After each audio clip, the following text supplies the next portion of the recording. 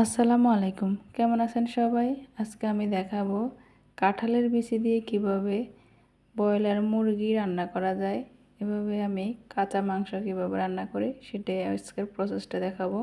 এখানে আমি 1 KG broiler মুরগি নিয়েছি, নিয়ে পরিমাণ মতো স্বাদ অনুযায়ী কিছু কাঁঠালের বিচি ছিলে পরিষ্কার করে নিয়েছি, কিছু আলু দিয়ে দিয়েছি।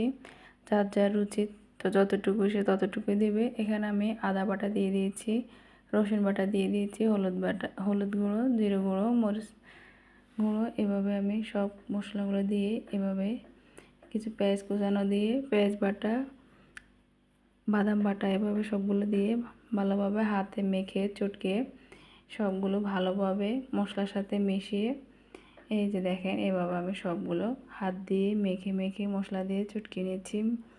এই যে আমি কিছুক্ষণ এটা রেস্টে রেখে দেব। এই যে আমার ম্যারিনেট করা হয়ে গেছে। এখানে আমি তেল দিয়ে দেব পরিমাণ মতো, দিয়ে কিছু পেঁয়াজ কুচু দিয়ে দেব, দিয়ে ভালোভাবে নেড়ে ছেড়ে নেব। এই যে ভালোভাবে নেড়ে ছেড়ে আমি এটাকে বেরেস্তার মতো করে নিয়েছি। এবার আমি মাংস মেখে রাখা ম্যারিনেট করা মাংসগুলো ঢেলে দেব, দিয়ে এভাবে আমি ভালোভাবে নেড়ে ছেড়ে দেব।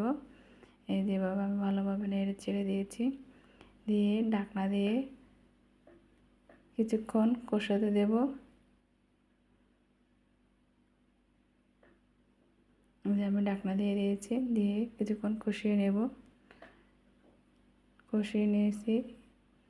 এভাবে আপনারা বাসায় ট্রাই করে দেখবেন, খেতে অনেক মজা। বিশেষ করে কাঁঠালের বিচি দিয়ে এভাবে কাঁচা মাখানো মাংস রান্না করা সেই মজা। খেতে একবার না খেলে ভালো লাগবে না, কারণ খেতে কেমন জানি লাগে এটাই ভাবতে লাগবেন। এই যে এখানে আমি কষিয়ে নেওয়া হয়ে গেছে। এবার আমি পরিমাণ মতো পানি দিয়ে দেব। সবগুলো সিদ্ধ হওয়ার জন্য পরিমাণ মতো আমি পানি দিয়ে দিয়েছি।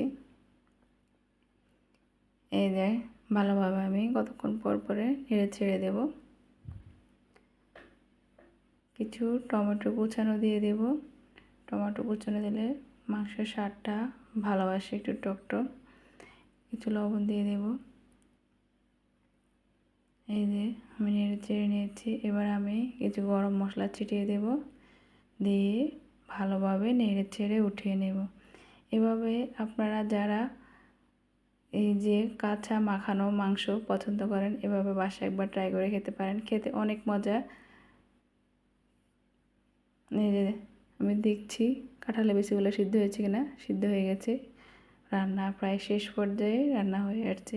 এই যে আমার রান্না করা শেষ। ভালো লাগলে লাইক কমেন্ট শেয়ার করুন। আল্লাহ হাফেজ।